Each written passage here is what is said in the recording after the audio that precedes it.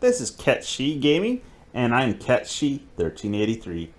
During E3 of 2005, Sony released a tech demo for the PlayStation 3 to show off its capabilities. They showed a recreation of Final Fantasy VII's intro, and people were ecstatic.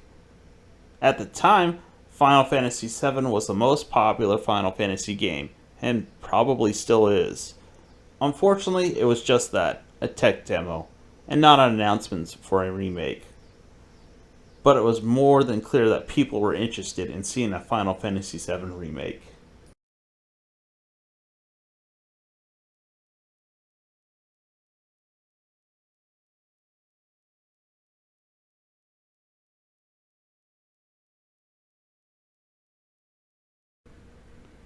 Fast forward to April 2020, when the remake finally came out. I went all out and bought the first class edition, and Cloud sits with my other collectibles. At this point, I had intended to do a video on the game, but I was not ready. Then Intergrade was announced. I have been fortunate enough to get my hands on a PS5, and I thought this would be a good place to start a version versus version series. After playing through Intergrade, there's not much of a difference between the two, at least on the surface. Some of the differences may be due to updates to the game, and the only parts that I can tell are different are minor. Let's start by addressing the remake part for those who don't know what changes were made to the original. It's not a remake where the developers added some different textures over the old meshes while leaving the gameplay intact, like The Legend of Zelda Ocarina of Time on the 3DS, or Link's Awakening on the Switch, and definitely not like Warcraft Reforged. The Final Fantasy VII Remake, while hitting key moments from the original game, adds characters, events, areas, or alters them in some capacity, and changes what it means to remake a game. The game starts with one of Square's visually stunning cutscenes, showing parts of Midgar. It's not a beat-for-beat recreation of the original game. It shows establishing shots of the city and its citizens going on with their day. This shot of the reflection of the Mako reactor in the child's eye is just amazing, along with the music to establish that this huge building discharging green energy into the sky is not a good thing and something to fear. Then it transitions to Aerith. Look at that high definition, your face. It's amazing. She's kneeling in front of a pipe that is glowing green through a corroded hole. Just like the original, while a modern rendition of the music plays. She rises from the pipe and goes into the main road where some guy steps on one of her flowers. Then it transitions into the iconic scene of Cloud with his massive sword riding the train coming into the station.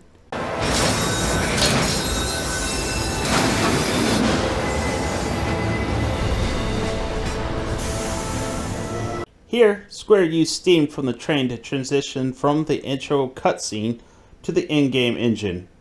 The visuals in-game are almost as good as the intro. There is a great deal of detail everywhere. The characters actually resemble people and not some geometric shape that sort of resembles people. The first part of the story stays in line with the original Final Fantasy VII, with Avalanche going after the Mako reactor. It also answers my question of how Mako was pronounced. So how do we get to the bridge above Mako storage? Anyways, this part of the game functions as a tutorial. New mechanics are introduced as Cloud progresses through the reactor. It also introduces the members of Avalanche, or the Splinter Cell at least, and flushes them out a bit more. It feels like Wedge received a great deal of focus, seeming to be overjoyed to have Cloud joining them. He feels like he's supposed to be the big lovable goof / comic relief. After the cutscene, the game wastes no time introducing the combat system. Let's face it, after Final Fantasy 15, their combat would more than likely never return to a turn-based system. As a result, Final Fantasy VII's combat is in real time, making it an action RPG, but it feels like a hack and slash cross with a beat 'em up, with a bit of a third-person shooter mixed in, depending on what character you play as. The combat animation is smooth and simple. Just hit square to attack, and no complicated combos to remember. There's also a block and a dodge, but the dodge I will have to go into more detail later. There are also weapon skills that can be used after acquiring the weapon and using the skills, and materia/magic makes a return as well. This is all balanced out with the ATB gauge. Any special skills or magic can't be used unless one or both the bars of the gauge are filled, adding a strategic element to the combat. There are combinations of attacks along with timing and input that add a layer of complexity to the game. As I played through the game, I could not help but make comparisons to the original. The developers opened up the areas Cloud traverses through. I'm sure this is mainly due to the combat and the amount of room needed, as well as the processing power of new consoles. Along with that, the remake took areas from the original and expanded the scope of what a player does in that area. Not far into the reactor, Barrett becomes playable. This is where the third-person shooter comes in, since he has a gun for an arm. He has his own special abilities and feels distinct from Cloud, even with the same controls, which can be said for all the characters. After progressing to the reactor's core, Barrett has Cloud plant the charge and choose a time limit. But the first boss of the game, the Scorpion Sentinel, appears and the countdown is not started. Here, more mechanics are introduced, that being material weaknesses, pressure, and staggering. Most enemies won't be staggered due to being fodder. This is mainly for the bosses. It works by hitting an enemy with their weaknesses, attacking a weak spot, or dodging an attack, causing a bar with the word pressure to appear over them. Just attacking fills the bar, but there are weapons and weapon skills that can fill that bar faster, or just use Cloud's Punisher mode. During this battle, some cracks formed in the combat mechanics. Remember the dodge? The dodge is weird. It is short, which I found out when the Scorpion Sentinel did an AoE attack, and I could not get out in time. Also, it does not negate damage, for the most part. I want to go over other situations later that emphasize my issue with the dodge. After the Scorpion is defeated, and the group escapes, a cutscene plays of President Shinra watching the whole time, along with Heidegger. The charge goes off, and there's very little damage. President Shinra nods to Heidegger, and he pushes a button on his smartphone, making Advent children look awkward. The reactor's automated defenses then attack the reactor from the inside, and it blows up. There is no real explanation as to why they blew up the reactor, but this is what I think is supposed to be going on. President Shinra wants to build Neo Midgard when Aerith reveals a location where he thinks he can extract Mako in greater quantities.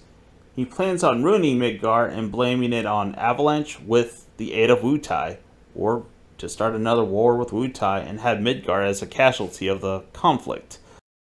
Either way, Avalanche is blamed for the destruction and made to look like terrorists, which they kind of do, and the dialogue that takes place after the cutscene does not help.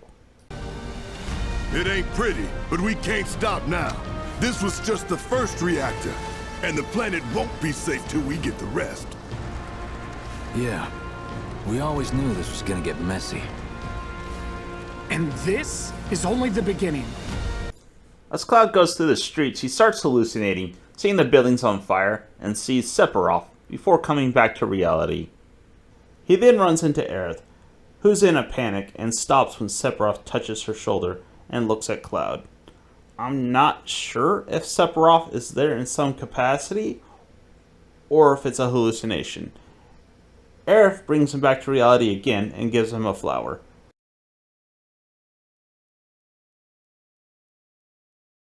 She starts to panic again and grabs Cloud, and he can see what is causing the panic. There are gray figures that look like they are wearing gray robes flying around. These figures are called Whispers and are new to the story. Cloud attracts the attention of some Shinra troops/guards, and he fights his way through the city. In the cutscene ending the chapter, one of the troops recognizes Cloud. At this point, it seems trivial and may go nowhere in later games, but it does happen again towards the end of the game. It transitions to the train car with the members of Avalanche and Cloud jumping into the car. The group heads into the passenger cars, and here there's a noticeable difference in the level of animation when comparing the background characters to the main characters. They are not rendered as well as, let's say, important characters. And if you have not noticed, important characters' lips have been synced with English. The background characters, not so much, and in some cases, they look like puppets. While on the train, Barrett makes himself stand out by getting into a verbal argument with some Shinra suits. Way to draw attention to yourself, Barrett. I mention this because when they get off the train, the group starts celebrating in public, and he calls them out for it. Lower your voices, huh? People are listening. Anyways, Cloud heads to 7th Heaven, and along the way, a short cutscene plays of a guy ripping an Avalanche poster down, and Cloud has another vision. Then two Whispers make an appearance, and head down the path as if guiding Cloud. When Cloud approaches 7th Heaven, Tifa is introduced in a cutscene. Look at that high definition, your face. It's amazing. Cloud heads into the bar and talks to Tifa, who then asks him to keep Marlene, Barrett's adopted daughter, company, while she's sitting next to him, having a conversation. As Cloud approaches her, she gets scared and Barrett gets mad and shoves him away. This raises a few questions, like why did Tifa ask Cloud in the first place? How did Barrett not hear what was said?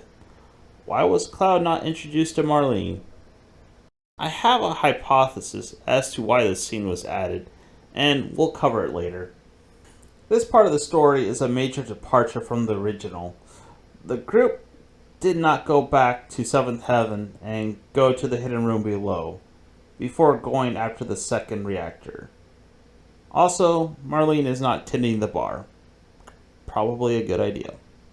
After Barrett's outburst in the bar, Tifa takes Cloud to an apartment and discusses his payment. She also mentions the guy next door to him. After Cloud goes to sleep, he wakes up to some groaning from the guy next door and goes to check on him. When he opens the door, he sees Sephiroth again. Cloud fumbles, Sephiroth climbs on top of him, Cloud gets him off, and is about to strike when Tifa stops him, and Sephiroth grabs his ankle. Cloud has another vision of several men in tattered black robes walking towards something. When the vision ends, Sephiroth is now one of the men in the tattered black robes and has a 49 tattooed on his shoulder. Chapter 3 is a departure from the original, and for you trophy hunters, it needs to be played 3 times in some capacity to get all the trophies. This next segment acts as a bit of a continuation of the tutorial. Instead of the linear gameplay from the beginning of the game, as well as the original, it becomes a semi-open world, with people making requests of Cloud. Several things happen in this chapter. Tifa becomes playable, and she's the reason why I said it feels like a beat 'em up. The mechanics for upgrading weapons become available. Cloud gets a new weapon as it means to teach players about new weapon skills. Lastly, a somewhat key character is introduced, Chadley. I guess I should also mention Johnny, who's a new character that keeps reoccurring throughout the game. I like what they did with almost all the characters, but Tifa and Aerith received vast improvements, even though the comparison is hard to make. I never liked using Tifa in the original, mainly due to her limit break and ultimate weapon. Tifa's limit break no longer relies on chance to do damage, and her weapons were not an issue this time. But more importantly, she is a key part to some of the best strategies to take down bosses, one of which I will cover later. As part of the tutorial, Biggs teaches Cloud how to improve his weapons. The system is not that complicated. There are nodes that increase damage, mana, HP, crit rates, material slots, basically the RPG elements of the game. It's nice to look at, but the interface is clunky when navigating to the node I want to unlock. The nodes are unlocked using SP. SP is getting through leveling up and getting manuals. Here, I have an issue with the manuals. A few of the manuals can be obtained in normal mode, but most are earned in hard mode by completing quests in chapters. This is where the problem is. The last two are obtained by defeating the last boss, and this boss is one of the hardest in the game. I'm not sure why they did this. On my playthrough on the PS4, I did go back and beat the secret boss. On my Intergrade playthrough, I beat the secret boss before continuing with the story, making the manuals kinda pointless. There was one more hidden boss, but he is only available if you have the intermission content. Getting back to the story, Chadley, a member of the R&D department, gives you objectives to complete during combat. Completing these tasks unlocks materia you can buy, and he will be the main source of summoning materia. Then there's Johnny. Another attempt at comic relief, I think, who Cloud threatens to kill unless he leaves town. At some point, you can go to the apartments to install water filters. This leads to a conversation with Tifa. She wants to have a night out on the town, and asks Cloud what she should wear. There are 3 answers, each having a cosmetic effect on the game later. This is why you have to play the chapter 3 times at a minimum. If you're not a fan of quests, you can skip most of them and head to 7th Heaven. After returning to the bar, a cutscene plays with Cloud asking Barrett for his money, and he blows him off again. Tifa pats him on the shoulder before making him a drink and going below. The other members of Avalanche head into the secret room below the bar. Here, there's not much to do except play darts and get the best score for a trophy. Tifa comes up and is upset. Then the others follow, with Barrett letting Cloud know his services are no longer needed. We won't be needing you for this next job. Feel free to look for work elsewhere. When Cloud leaves, he runs into a group of Don Corneo's men. They are looking for a man with a gun for an arm. Cloud says he knows for a price. They lead him to a dead end and threaten him. These guys have a weird walk cycle. Also, everyone knows who soldiers are. How can these guys not tell Cloud is a soldier and think they can win? After thrashing the goons, Cloud returns to the apartment to find Jesse, who offers him a job. He meets Jesse later that night, and they go to the train tracks, where Biggs and Wedge surprise them with motorcycles, and the explanation that they knew Jesse wants to go see her parents.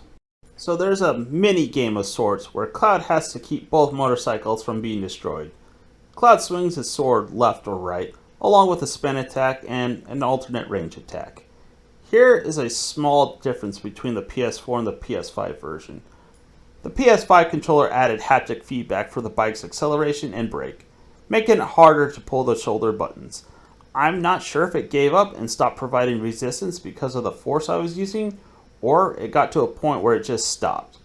So Shinra troops and drones race to attack either motorcycle, and Cloud attacks them. It's a new version of the highway escape from the original, just in a totally new scenario for the story. This goes on until Roche, a member of Soldier, comes along and shows how much he disregards Shinra troops.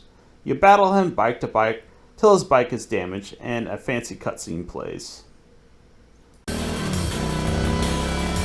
Had enough? From here, the party goes towards Jesse's parents' house. So this part kind of irritates me because they have dialogue that we got to see between Cloud and Jesse, but then added more to the scene after the point I watched, but added the additional dialogue as a memory that happened off screen, even though I saw the beginning of the conversation and it did not happen like that. This is some Heavy Rain level of storytelling, but it only happens once.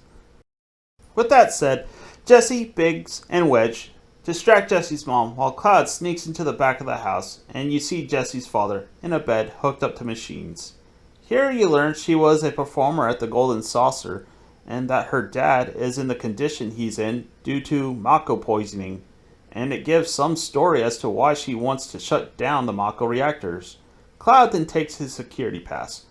Why it would still be active is beyond me. This leads to a scenario where the group distracts Shinra troops at a facility while Jesse steals some explosives. There's also a cutscene that sort of reinforces Wedge as the comic relief. Catch me if you can!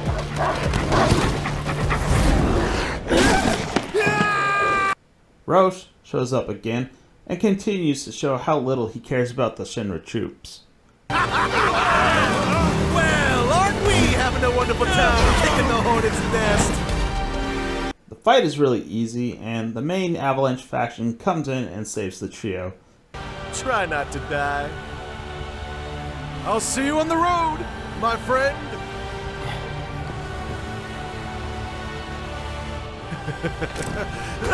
And somehow they sneak past the blockade, even though they stick out like a sore thumb. They get to a catwalk that is above the Sector 7 slums and get ready to parachute down. Yet again, Wedge is supposed to be the comic relief, but fails at doing so. After landing, Cloud follows Wedge and he introduces his 3 calico cats to him, who are clearly the same cat, just used 3 times. You can tell by the fur pattern.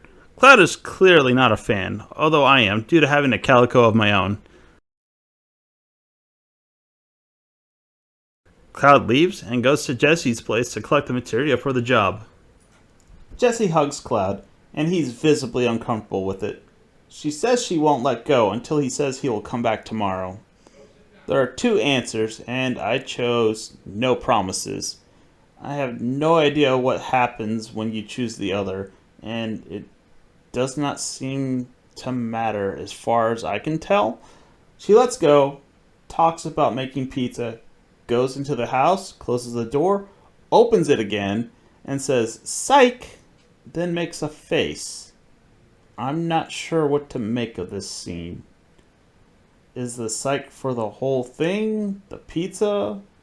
Because Cloud was clearly not interested in her, so I'm not sure about the whole thing, unless it was supposed to be some weird fourth wall breaking, messing with people playing the game. Cloud goes to sleep and a whisper floats above him. He wakes up as a result, gets up and grabs his sword, just in time for Tifa to come in a state of worry. Rushing out the apartment, the slums are surrounded by whispers.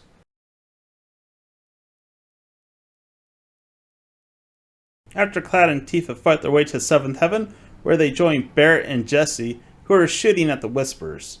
There is one last fight, and a cutscene plays where Jesse falls down the steps of the bar, and whispers pile on top of her. When they reach her, she has a hurt ankle. Considering a piece of concrete fell on her at the beginning of the game, those steps are dangerous. After the whispers leave, all the people in the slums are staring at the group, indicating they cannot see them. So, how do the whispers work, since Cloud asked about them on the train, and they had no idea what he was talking about. But now they can see them. I have 2 hypotheses. Remember that Cloud could not see the whispers till Aerith touched him. Help me!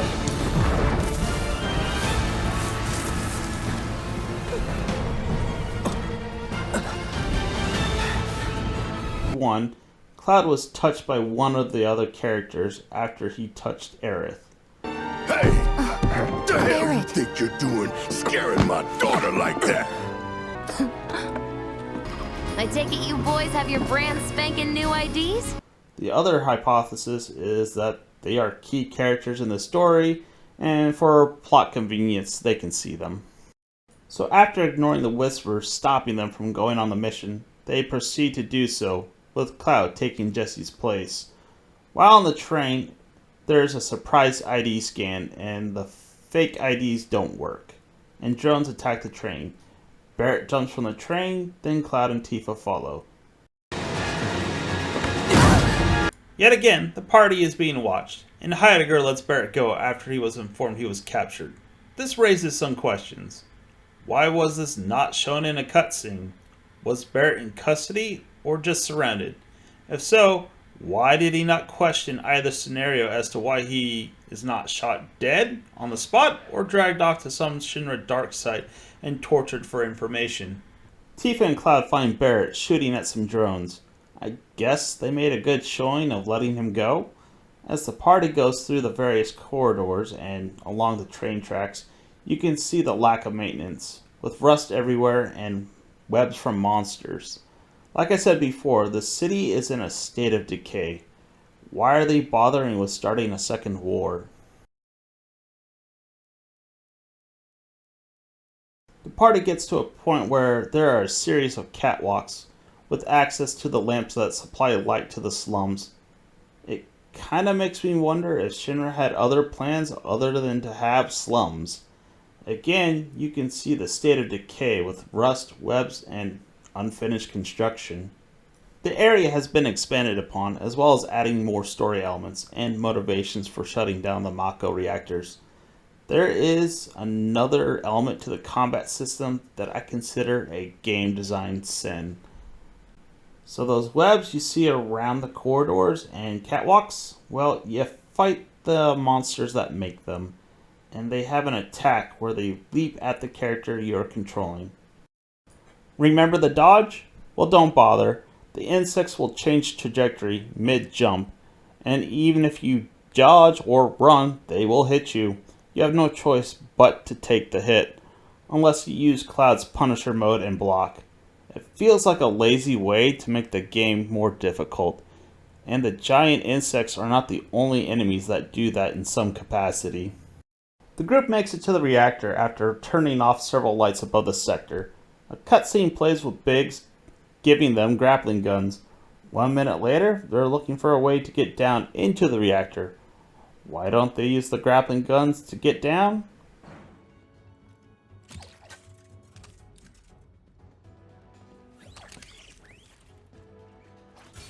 They find a way down and see the airbuster.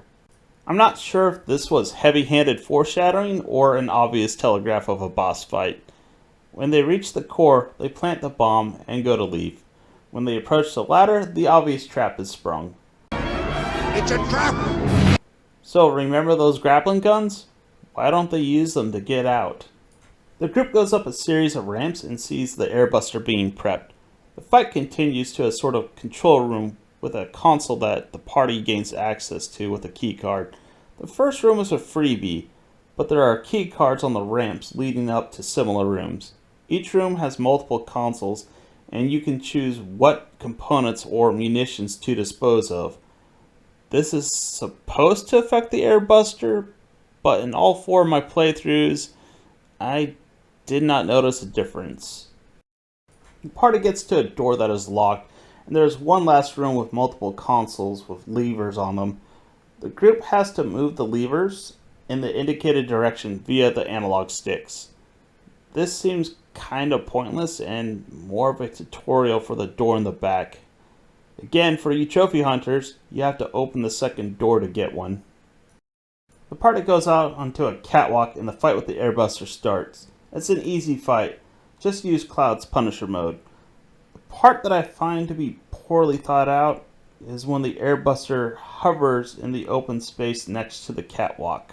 Because it's out of reach, only Barrett can attack.